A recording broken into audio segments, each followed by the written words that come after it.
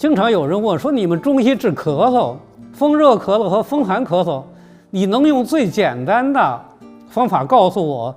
说一看就是风热，一看就是风寒。那我告诉大家简单的方法。风热咳嗽，它的特点特别简单，它的主症就是嗓子疼、嗓子哑、咳嗽。凡是跟嗓子相关的病出现了，一看舌头是红的，还发烧。风寒咳嗽是鼻子症状，打喷嚏、流鼻涕，卡的痰是白的，那就是风寒。风寒风热就这么分，就这么简单。